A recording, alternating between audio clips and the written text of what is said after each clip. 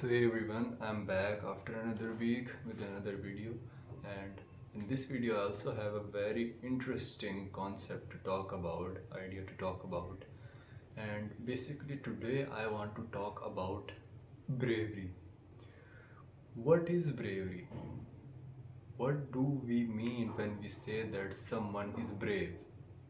Are there any conditions for an act to be considered brave? Is there a perfect definition of bravery? Are there different philosophies surrounding this concept? Are there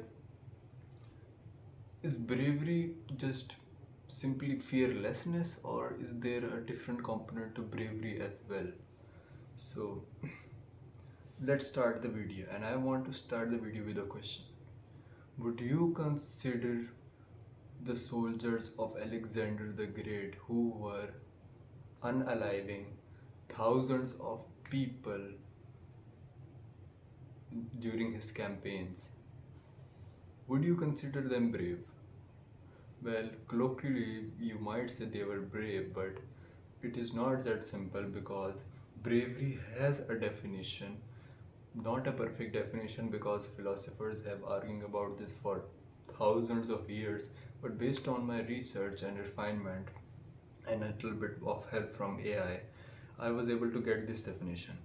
Bravery is the deliberate choice to act in the face of genuine fear or risk in pursuit of something you judge to be worth the death to risk. Now, that might sound a bit obvious, so let's break it down. Deliberate choice. This rules out impulsive or reflexive acts. Let's say there was a kid on the road who was about to get hit by a car, and you happen to be on the same side of the road, and you just pull that kid out and save him. Now, according to the strict definition of bravery, your act wouldn't be considered brave. It would be considered impulsive because there was no time to think and no time to reflect. You just acted impulsively on your instinct. Now, the second part of the definition is genuine fear or risk. Someone who is not afraid of anything and still does it wouldn't be considered brave either, according to our definition. Fear must be present for an act to be considered brave. For example, trying to say that someone is brave without feeling fear for something is the same as saying that someone is generous for giving out the money that they do not want. It, it's not generous. He's not generous. He's just giving away the thing that he doesn't want. The friction is the whole point. Judged to be worth that risk. Now, this is Aristotle's contribution. So, this is the reason why we won't call someone reckless to be brave. There has to be an underlying purpose, there has to be meaning, there has to be a sense of pursuit for something that matters, something that means something to the person doing it. Now that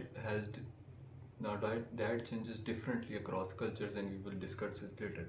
But before that, I want to discuss another important question. When someone is acting with genuine bravery according to our definition, what is going on in his brain? Like, what is happening inside of his head that makes him act brave and go against his primal impulse of fear? Now, this is our simplification because the brain is extremely complex, but based on my research, this is what I came up with. So there are two systems in your brain, the primal one and the conscious one. Now, as soon as you come in contact with the threatening stimuli, your amygdala, the fear generating part of your brain, starts to fire. Now, it is firing intensely, but to act bravely, you need to dampen it. You need to reduce the volume of the amygdala so you have enough cognitive bandwidth to act anyway consciously. So, the part of your brain that dampens the amygdala is the prefrontal cortex. The prefrontal cortex dampens the specific region that I came into my research is something called the subgenual anterior cingulate cortex. You don't need to remember that name. I will provide a link to my Medium article below so you can read it. But this part of your brain dampens the amygdala or somewhat reduces its volume knob, so you can, so the fear doesn't feel so intense that you freeze over there and do not act. So when the volume is dampened, then you have the ability to act, and you act anyway despite the feeling of a little bit of fear. Basically, it is your prefrontal cortex outverting your primal brain in order to for you to act bravely. It's not about feeling fear, it's about negotiating with the primal part of your brain, controlling it and making sure it doesn't get out of control, so you contain it and then you act anyway in the face of fear, and that's how you become brave. Now, there is a lot of underlying psychology that makes people either brave or cowardly. For example, you might know someone in your life, or you have met someone that just seem to be more brave than others naturally. Now, this happens because of a lot of factors, and the most obvious ones are genetic factors and biological factors. Some people have more sensitivity to fear, while some people have less sensitivity, and those with less sensitivity are able to be better at controlling their fear response. It is a long list of psychological effects, but however, if someone feels that they are on the more cowardice side of the spectrum instead of the more courageous side, it is completely possible for them to move from the cowardice side to the courageous side through deliberate practice and engaging in neuroplasticity, practicing bravery over and over and over again until those neural circuits become stronger while the circuits associated with cowardice become weaker.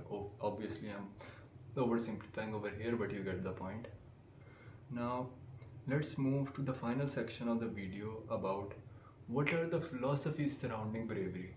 Now, according to Aristotle, and this is my favorite one, is that bravery is the golden mean between cowardice and recklessness. For example, you can have recklessness over here and pure cowardice over here. Bravery is the golden mean. It is not too much recklessness, not too much cowardice, but a mean between the spectrum, a balance between the spectrum. So you can still have fear, but you still have the ability to take action despite the fear. So fear is the essential component whenever you have to act bravely. Okay, so therefore, based on our conversation so far, courage is basically risky action plus fear plus acting anyway, and plus something worth it, because meaning is really important according to our definition, and it has to exist. Now there is a little bit of uh, nuance I want to talk about, because bravery is isn't seen universally across cultures. For example, in collectivist societies, the definition of bravery is different. In individualist societies, like in most Western countries, the definition of bravery is different. Now, Nietzsche saw courage less as facing external danger and more as the willingness to challenge your own comfortable illusions, conventional morality, and inherited values, to become who you actually are rather than who you are supposed to be according to society. Now, contemporary philosophers have a debate, large debate of their own about what does bravery mean. That's the thing about philosophy. Debates never end. But anyway, I hope that you learned something new from this video, and I will see you next week with another video. See you next week.